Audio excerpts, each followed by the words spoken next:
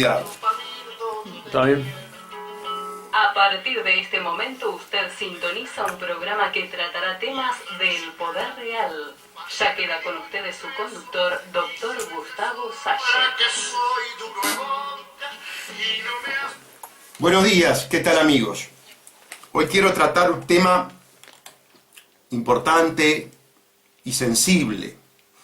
Yo quiero hablar hoy de la descomposición moral que padece el Fraude Amplio, la fuerza política gobernante.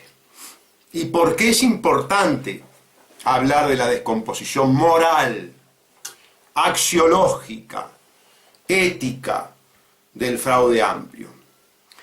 Porque es el partido político en el gobierno y porque proyecta esa descomposición moral hacia la estructura estatal y por lo tanto trae como consecuencia la descomposición moral del Estado uruguayo, de la administración pública uruguaya.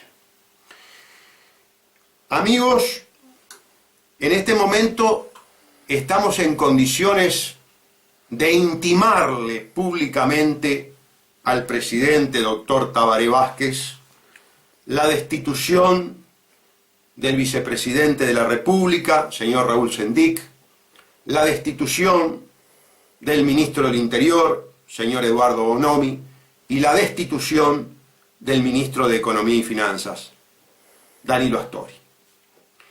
Y estamos en condiciones de realizar esa intimación pública porque estos tres sujetos, con su comportamiento, exteriorizan y objetivan notoriamente el proceso de descomposición al que hago referencia en el comienzo de esta audición. Porque los tres sujetos, vicepresidente y dos ministros de Estado,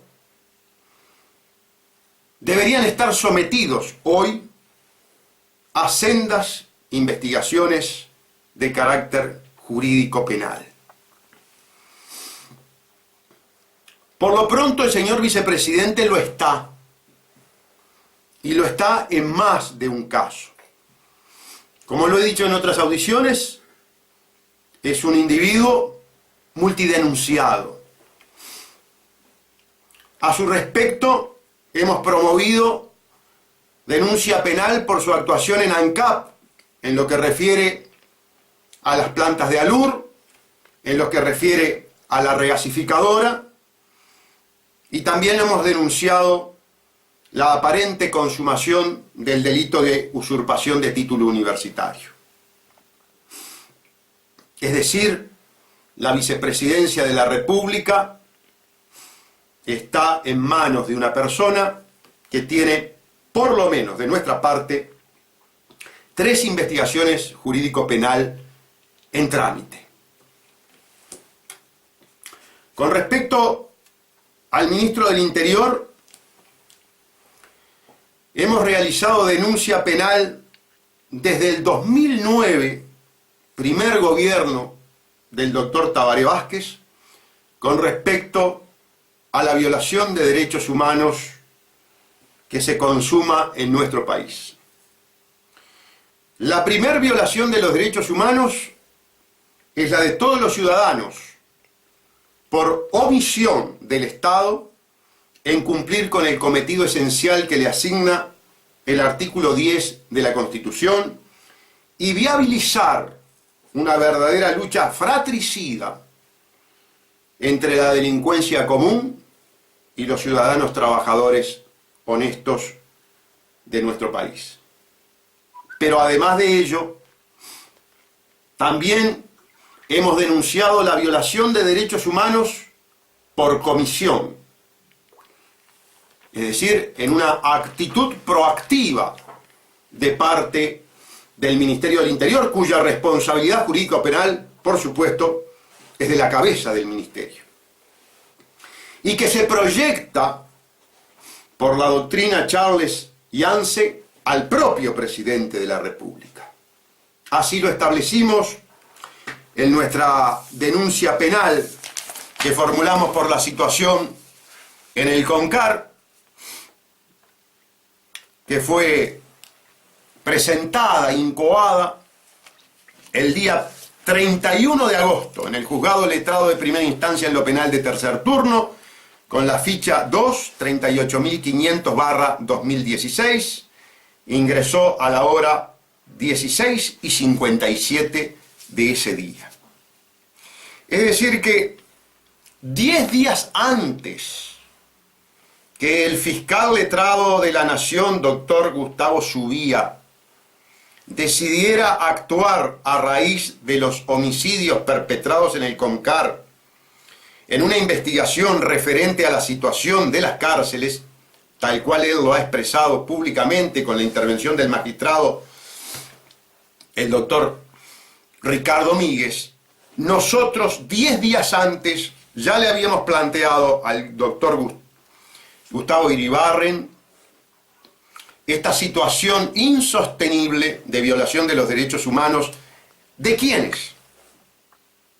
De los policías que tienen la custodia, a quienes se les manda poco menos que a la muerte, y de los propios reclusos, que viven en un campo de batalla permanente, en una tierra de nadie, porque obviamente un guardia para 700 reclusos, y 700 reclusos de esta sociedad que ha generado este gobierno, que más adelante en esta audición lo vamos a analizar. Y finalmente pedimos la destitución del ministro de Economía y Finanzas. No por su pésima gestión, no por tener saqueado, no por tener fundido y no por tener endeudado, como nunca en la historia, al Uruguay. No por su ineptitud como economista para conducir los destinos de la economía nacional, hecho que está palmariamente de manifiesto al estudiar los datos económicos, los números macroeconómicos del país. No por su transformación de carácter ideológica de aquel Danilo Astori, socialista, estatista, planificador, interventor, regularizador, como lo fue en la década del 70 y 80, a este Danilo Astori absolutamente neoliberal, procapitalista, viabilizador de los intereses de las grandes corporaciones, partidario de las firmas de los contratos de inversión, que son un mecanismo de imperialización, de control, de renuncia a la soberanía y a la república. No por esos elementos. En el caso de Danilo Astori también hablamos y pedimos la destitución del mismo por razones jurídico-penales, por razones morales, porque también el contador Danilo Astori es responsable, muy pero muy destacado, de la descomposición moral del fraude amplio.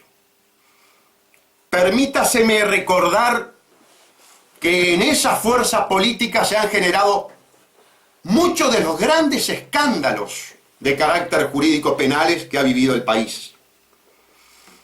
Yo me permito recordarles, amigos, que la primer denuncia por el tema Pluna fue formulada por quien habla, el doctor Gustavo Salle, en el 2007, y denunciábamos al contador Danilo Astori, y denunciábamos a Rossi, y denunciábamos al presidente de la República, porque ya la asociación de Pluna, ente autónomo, Pluna Sociedad Anónima y Leadgate, por los mecanismos ilegales a los cuales habían apelado estos individuos para seleccionar a Leadgate, tenía apariencia criminal. Y como sucede muy habitualmente, lamentablemente para el pueblo uruguayo, esta muy reiterada frase del doctor Salle, una vez más, tiene fundamento para ser pronunciada. El tiempo y los hechos nos dieron la razón. El procesamiento, en el caso Pluna, tiene como plataforma fáctica, tiene como hechos con apariencia delictiva los que nosotros mencionábamos en nuestra denuncia y que acontecieron en el 2007. La actuación del fiscal Subía, 10 días después de nuestra denuncia, también fundamentan esta reiterada frase del doctor Salle. El tiempo y los hechos, también en materia de violación de los derechos humanos, nos dan la razón. Y hoy es tan ostensible, tan flagrante, tan obscena esa violación de los derechos humanos, de los ciudadanos comunes, de la policía y de los reclusos, que el Ministerio Público no tiene más remedio que comenzar una instrucción a su respecto. Y en este momento hay 2 investigaciones penales abiertas. La promovida el 31 de agosto por el doctor Salle, que la tiene el juez Gustavo Iribarren, y la promovida por el fiscal Subía, que la tiene el doctor Ricardo Míguez. Obviamente, esas denuncias refieren a mismos hechos y por lo tanto, en su momento, por una razón de economía procesal y porque hay un principio de derecho penal que dice que los mismos hechos no pueden ser juzgados 2 veces, tendrán que unirse, ¿verdad? Tendrán que reunirse para que un solo magistrado y un solo fiscal lleven adelante la investigación. Pero queremos hacer hincapié, amigos, en la descomposición moral que se produjo en estos días en el sector del ministro de Economía y Finanzas, Danilo Astori. Queremos hacer hincapié en la conducta de evasión a los aportes del Banco de Previsión Social que realizó la fuerza política que conduce el ministro de Economía. Y en esto, en un país medianamente serio, un ministro de Economía no puede encabezar una fuerza política evasora. Y cuando decimos evasora, decimos lo mínimo que a los ojos de los ciudadanos representa el episodio de la secretaria del señor Orrico. Es más, debería haberse iniciado por la trascendencia institucional una investigación de oficio, vale decir, fiscal y juez de turno, esta semana pasada, deberían haber iniciado una investigación de oficio. ¿Saben por qué? Porque, dadas las diferentes versiones contradictorias y por lo tanto algunas de ellas mendaces, no sabemos en realidad cuál es el acontecer fáctico que pauta este caso.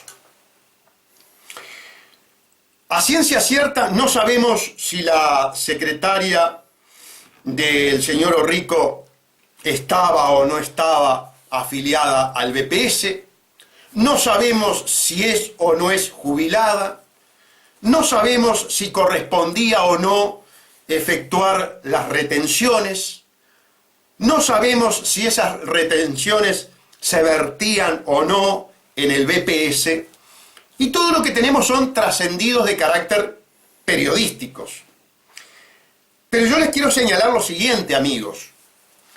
Cuando se producen hechos de esta naturaleza, existe una normativa que para determinadas situaciones fácticas evitan conductas criminales, conductas delictivas. Así, por ejemplo, el artículo 27 de la ley 11.496 establece el delito de apropiación indebida para aquel patrono que retiene los aportes de su empleado y no los vierte al BPS. Allí la figura que se tipifica por esta ley específica es el delito de apropiación indebida. Existe otra situación, cuando una persona jubilada le oculta, le miente al Banco de Previsión Social que no está trabajando y pese a su situación de pasividad está trabajando, está activa y está cobrando. Y entonces allí tiene dos formas de ingreso que son excluyentes. Y para ese caso entonces se edita, se establece, se legisla el delito de estafa previsto en el artículo 347 del Código Penal. Y entonces ustedes comprenderán, amigos, que no teniendo claro cuál es la situación real de la funcionaria de Asamblea Uruguay, porque han habido versiones de todo tipo, por ejemplo, la compañera, esposa, señora, yo no sé cuál es en definitiva su situación legal, Claudia Hugo, secretaria del ministro de Economía, obviamente nombrada por él, manifestó que como la señora secretaria de Orrico era jubilada, no se aportaba el BPS. ¿Para qué? Bueno, precisamente para que no se detectara esa situación de incompatibilidad, de conductas excluyentes y que inclusive están contempladas como figuras delictivas. Lo cierto es, amigos, que el ministro Danilo Astori ha perdido total legitimación moral para ser ministro de Economía y Finanzas de nuestro país. Por ello, yo intimo públicamente al señor presidente de la República que con sensibilidad institucional, con sensibilidad legal y fundamentalmente con sensibilidad jurídica, destituya al ministro de Economía. ¿Sabe lo que sucede, señor presidente Tabaré Vázquez? La situación económica del país, que, por ejemplo, determina que un 70% de jubilados y pensionistas estén por debajo de los 15.000 pesos mensuales, la situación económica del país, de su gobierno, que determina que más de 1 millón de empleados y obreros estén ganando menos de 25.000 pesos por mes.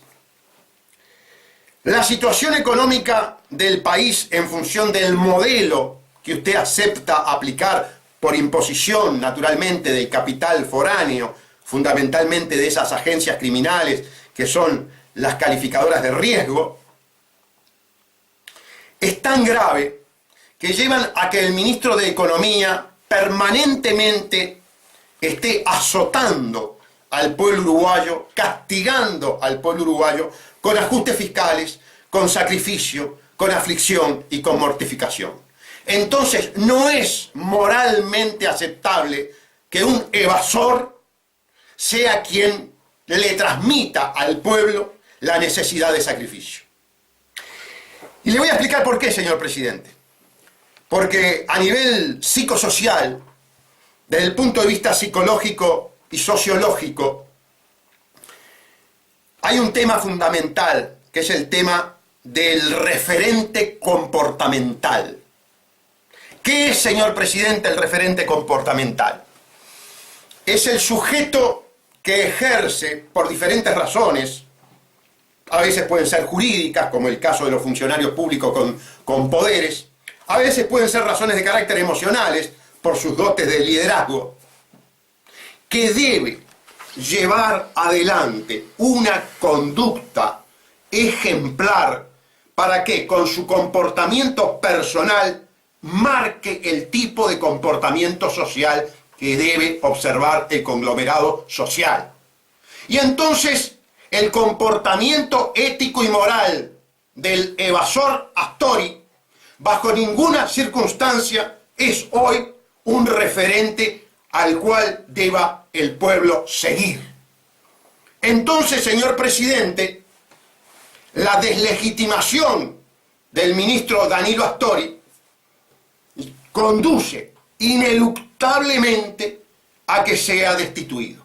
Por todos estos factores que acabamos de explicar. Amigos, ustedes pueden llegar a otra conclusión, mucho más grave. Si individuos que tienen responsabilidades de gobierno, si individuos que tienen responsabilidades institucionales tan importantes, han llegado a este nivel de deslegitimación,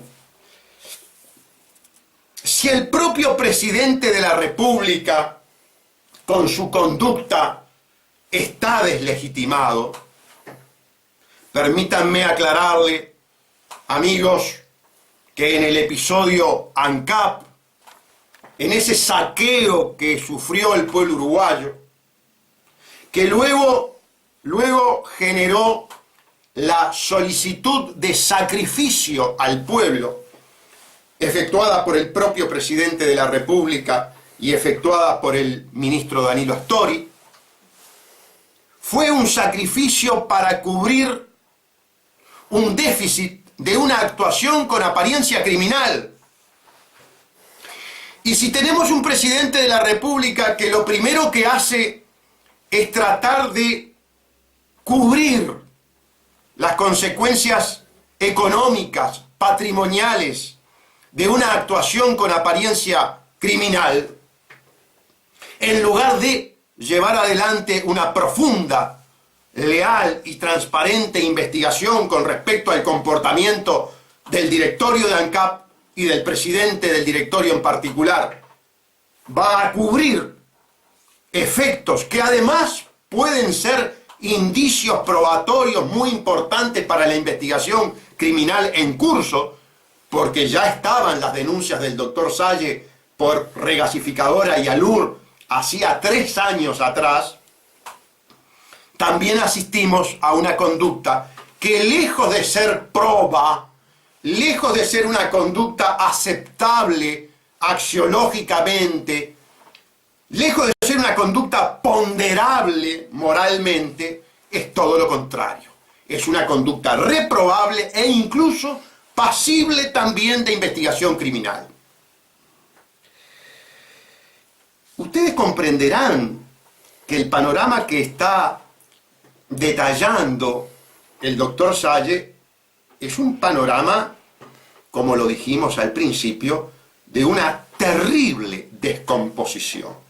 Pero ya no una terrible descomposición de la fuerza política, porque no estamos analizando los problemas internos, las controversias internas, las peleas internas, el cobro de facturas, que todos sabemos lo que es esta organización. Estamos hablando de actuación etática, de actuación jurídico-estatal. Ya no es un problema de la fuerza política, es un problema del Estado. Nosotros en el 2009 hablamos de Estado criminal. Nosotros hace poco fuimos invitados a desayunos informales en Canal 12.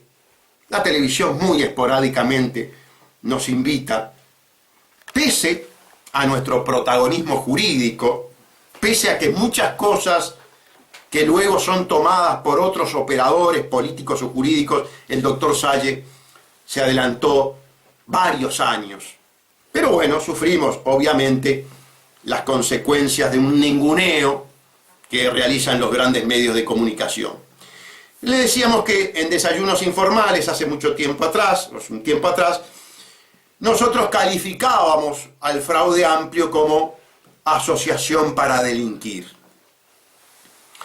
Yo sé que esto a ustedes les suena muy fuerte, que es frustrante y que resulta muy difícil internalizar y aceptar que el gobierno esté manejado por una organización criminal. Pero Este análisis que estamos realizando es el fundamento de esa conceptuación que nosotros realizamos públicamente. A la vuelta de la pausa, por razones comerciales, vamos a ir profundizando la fundamentación de esta conceptuación de fraude amplio como asociación para delinquir. Porque cuando tengo que... Todos los días a las 13:30 Música de España. Un espacio presentado por Hotel Colón de la...